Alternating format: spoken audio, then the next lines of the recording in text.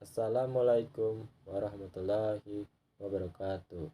Saya Ramadan Hairul Insan Isnamillah dari Program Studi Bahasa dan Sastra Arab Universitas Islam Negeri Sunan Ampel Surabaya akan mempresentasikan hasil analisis saya mengenai surah Al-Baqarah ayat 183 dalam tinjauan linguistika, khususnya dari segi fonologi dan semantik. Surah Al-Baqarah ayat 183 membahas ibadah puasa, terutama di bulan Ramadan. Ayat ini memberikan pesan moral dan spiritual yang penting bagi umat Islam dalam menjalankan ibadah puasa dengan benar dan bermakna. Penelitian ini muncul karena belum adanya penelitian yang membahas ayat ini dari perspektif fonologi dan semantik. Oleh karena itu, penelitian ini bertujuan untuk memberikan wawasan baru tentang surah Al-Baqarah ayat 183, terutama dalam hal fonologi dan semantik.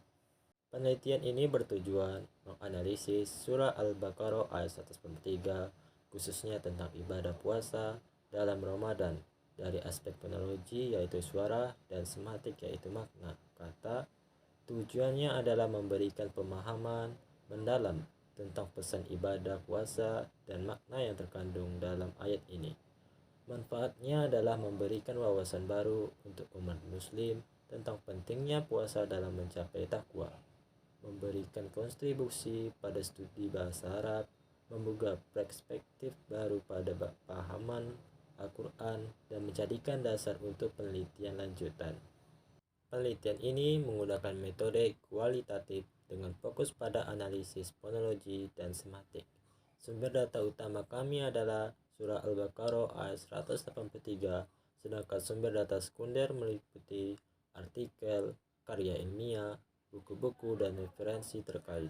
Hasil analisis fonologi menunjukkan bahwa pada tabel pertama menunjukkan 12 kali bunyi konsonan plosif dalam surah Al-Baqarah ayat 183. Konsonan plosif adalah jenis konsonan yang ditandai dengan menghentikan aliran udara dalam mulut sebelum dikeluarkan dengan tiba-tiba. Ini mengisyaratkan bahwa puasa mengajarkan untuk mengendalikan nafsu dan menghindari perbuatan buruk. Kata sebelum dikeluarkan dengan tiba-tiba menganjurkan berbuka segera setelah matahari terbenam. Tabel kedua menunjukkan huruf Qaf mendominasi dalam surah ini. Disebutkan 6 kali. Pergerakan pangkal lidah terbatas saat berpuasa, seperti halnya gerakan huruf Qaf.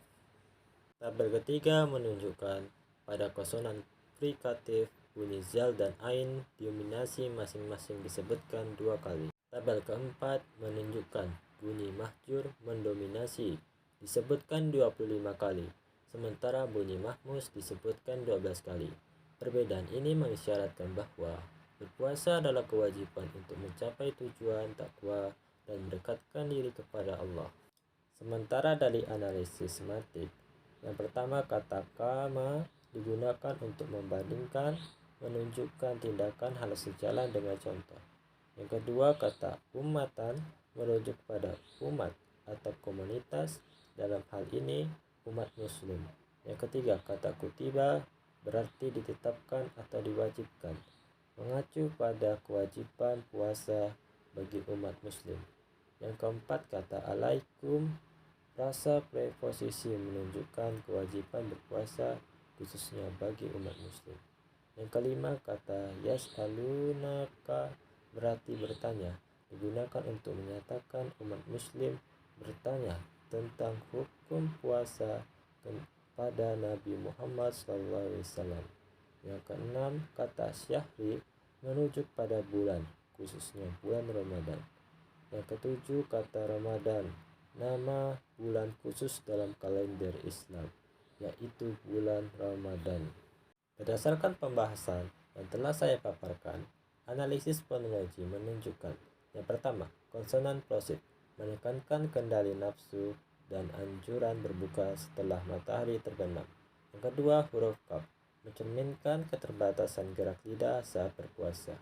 Yang ketiga, konsonan frikatif zal dan ain mendominasi, memberikan makna yang dalam konteks surah. Yang keempat, perbedaan bunyi mahjur dan mahmus menandakan bahwa puasa adalah kewajiban untuk mencapai tujuan takwa.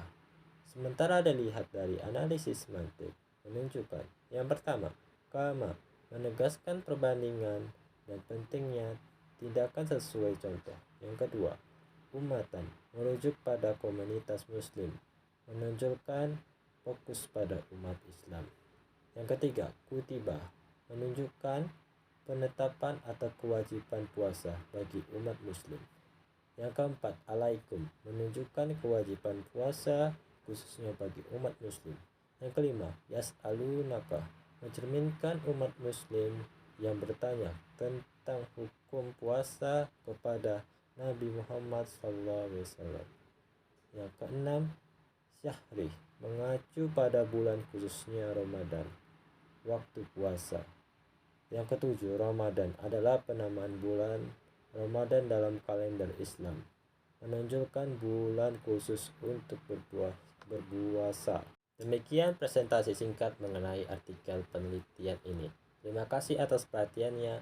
Wassalamualaikum warahmatullahi wabarakatuh.